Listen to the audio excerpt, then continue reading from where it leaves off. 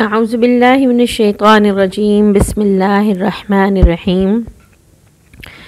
سورۃ الناس ہمارا آج کا سبق ہے۔ یہ قرآن پاک کی مکی صورت ہے اور سب سے آخری صورت، سورہ نمبر 114، سورہ نمبر 114۔ یہ صورت جب نازل ہوئی تو اس کے نازل ہونے کی ترتیب کے اعتبار سے یہ 21ویں صورت ہے۔ جیسے سورہ علق جو ہے وہ نازل ہونے کے اعتبار سے سب سے پہلی صورت ہے نا، اس طرح پیارے بچوں یہ سورہ مکہ میں نازل ہوئی۔ آپ کو پتہ ہے نا اس بات کا کہ جب اللہ کے نبی صلی اللہ علیہ وسلم نے اسلام کی دعوت دینی شروع کی اور لوگوں کو بتایا کہ اللہ ایک ہے، اسی کی بندگی کرو، اسی کی بات مانو، اس کی مرضی کے مطابق زندگی گزارو، تو لوگ آپ کے دشمن ہو گئے۔ وہ طرح طرح سے آپ کو نا اسلام سے ہٹانے کی کوشش کرتے رہے، کبھی لالچ دیا، کبھی دھمکی دی، کبھی تکلیف پہنچائی۔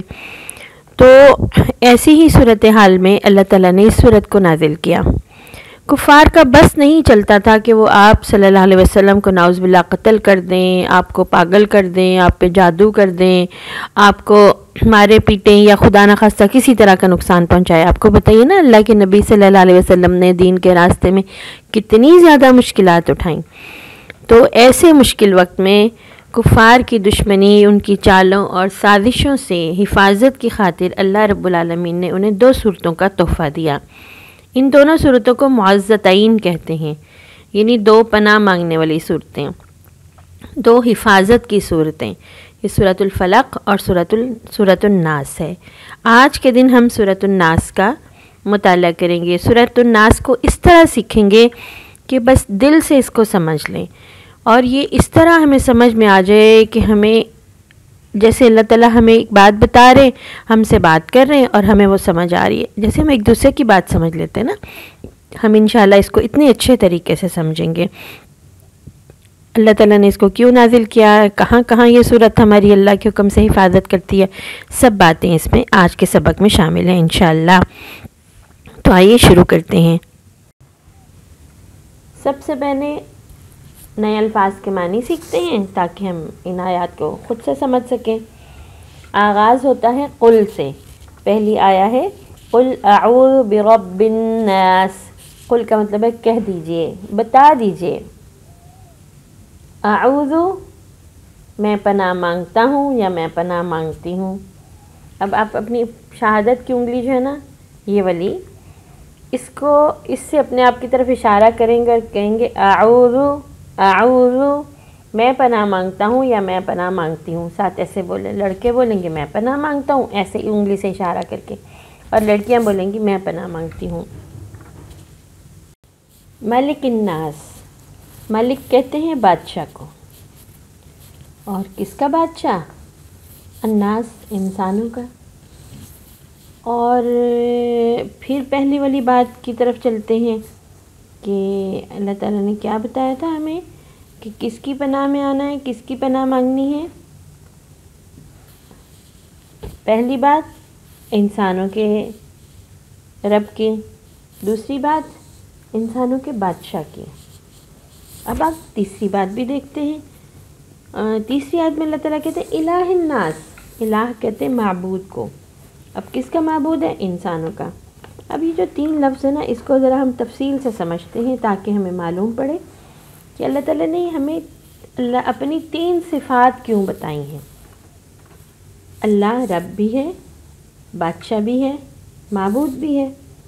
یہاں تینوں کا ذکر کیوں کیا؟ ہم نے سورہ فاتحہ میں کیا پڑھا تھا کہ اللہ تعالیٰ کون ہے؟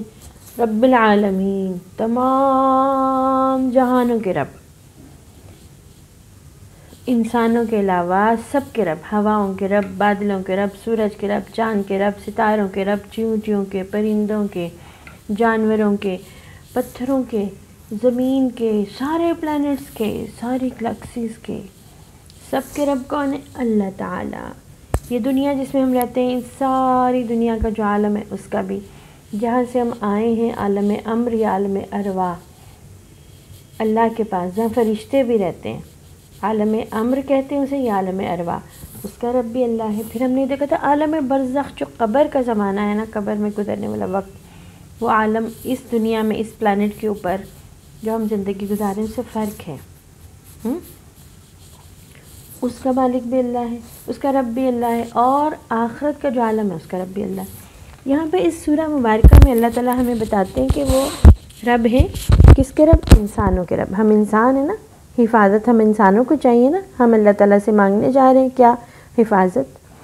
تو اللہ تعالیٰ ہمیں تسلی دے رہے ہیں کہ پہچان کروا رہے ہیں اپنی، کہ میں کون ہوں بھلا؟ میں خالق ہوں، مالک ہوں، پالنے والا ہوں، مدد کرنے والا ہوں، رزق دینے والا ہوں، راستہ دکھانے والا ہوں، پیار کرنے والا ہوں، اور دل کی بات بھی سننے والا ہوں، جو آپ کسی اور سے نہیں کہہ سکتے، وہ مجھے پتہ۔ تو ایسا پیارا رب جو ہے نا، سارے انسانوں کا، میرا، آپ کا، ماما کا، بابا کا، آپ کی میم کا، ٹیچر کا، آپ کے دوستوں کا، خالہ کا، پھپھو کا، چچا کا، ماموں کا، نانوں کا، دادی کا، سب کا رب کون ہے؟ اللہ رب العالمین۔ اللہ ہمارا رب ہے، اللہ ربنا، اللہ ہمارا رب ہے۔ ٹھیک، کتنا پیارا رب ہے، اور ایسے پیارے رب سے جو چپکے سے جو بات ہم دل میں سوچیں وہ بھی جان لیں، کسی چیز سے ہمیں ڈر لگے اس کا بھی اس کو پتہ چل جائے۔ ہم بعض اوقات ہمیں ڈر لگتا ہے نا تو ہم ماما کو بھی نہیں بتا سکتے ہیں نا، ایسا ہی ہے نا، لیکن اللہ تعالیٰ کو تو ہمارے دل میں چھپی ہوئی بات کا بھی پتہ چل جاتا ہے، اللہ تعالیٰ کو پتہ چل جاتا ہے کہ ہم ڈر رہے ہیں۔ اور ایک مزے کی بات آپ کو یہ بتاؤں کہ کئی دفعہ ہمیں کوئی نقصان پہنچانا چاہے نا، تو ہماری ماما جو اتنا پیار کرنے والی ہیں، ہمارے بابا جو اتنا اچھا خیال رکھنے والے ہیں، ان کو بھی نہیں پتہ چلتا کہ کوئی چپکے سے ہمیں نقصان پہنچانے والا ہے۔ اللہ تعالیٰ کو پتہ چل جاتا ہے نا، اللہ تعالیٰ کو تو پتہ ہی ہوتا ہے، تو اللہ تعالیٰ بچا سکتے ہیں نا۔ تو اللہ تعالیٰ نے اس پیاری سورہ میں جو حفاظت عطا کرنے والی سورہ ہے، اس میں ہمیں اپنا تعارف کروایا کہ میں تمہارا رب ہوں۔ اچھا، اگلا تعارف کیا ہے؟ ملک الناس، وہ تو بادشاہ ہے لوگوں کا۔ اب بھلا بادشاہ کیا کیا کام کرتا ہے؟ بادشاہ جو ہے وہ حکومت کرتا ہے نا، ملک کا انتظام چلاتا ہے، فیصلے کرتا ہے، لوگوں کے درمیان انصاف کرتا ہے، رزق دیتا ہے، نعمتیں دیتا ہے۔ بادشاہ ہے نا، جس کو جو چاہے گفٹ دے دے، نعمت تو گفٹ ہوتی ہے نا۔ الہ الناس، اب دیکھتے ہیں الہ کون ہوتا ہے، لوگوں کا معبود کون ہے؟ معبود وہ ذات ہو سکتی ہے، معبود کہتے ہیں جس کی عبادت کی جائے، جو عبادت کے لائق ہو، جس کی عبادت کرنے کا دل چاہے۔ ایسی ذات، ایسی ہستی بچوں جس کی شان سب سے اونچی ہو، اس سے زیادہ اونچی شان والا کوئی اور ہو ہی نہ، اس کی شان کے برابر کوئی پہنچ ہی نہ سکتا ہو، جو دعا سننے والا اور قبول کرنے والا ہو، جو جب چاہے ہمیں مدد چاہے وہ ہماری مدد کرنے والا ہو، ہمارا حامی بن جائے، ہمارا مددگار بن جائے، وہ ہمیں ضرورت کے وقت سہارا دینے والا ہو، چپکے سے بھی اور جب ہم مانگے اس سے بھی ایسا سہارا دینے والا ہو کہ ہم سہارا مانگے یا نہ مانگے وہ ہمیں سہارا دے دے، ہم سے پتہ ہو ہمیں سہارا کب چاہیے، ہم سے پہلے بتاؤ، وہ ہماری حفاظت کرنے والا ہو، یعنی اس کی پناہ مانگی جا سکے، جو فائدہ پہنچا سکے یا نقصان پہنچا سکے، اس کے سوا کوئی اور فائدہ یا نقصان پہنچانے کے اختیار نہ رکھتا ہو۔ پھر بچوں، اس کی ناراضگی بھی ہمیں نقصان دے سکتی ہو اور اس کی رضا، اس کی خوشی ہمیں فائدہ پہنچا سکتی ہو۔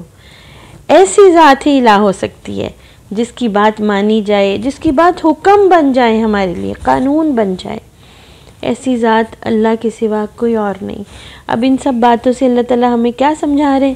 اپنی پہچان کروا رہے ہیں کہ وہ کون ہے جس کی آپ حفاظت طلب کر رہے ہیں، وہ سارے انسانوں کا رب ہے۔ قُلْ أَعُوذُ بِرَبِّ النَّاسِ، اللہ تعالیٰ کہتے ہیں بتا دیجئے، کہہ دیجئے سب کو کہ میں پناہ میں آتا ہوں، میں پناہ مانگتا ہوں، اس ہستی کی حفاظت میں آتا ہوں جو انسانوں کا رب ہے، سارے انسانوں کا، جو سارے انسانوں کا بادشاہ ہے۔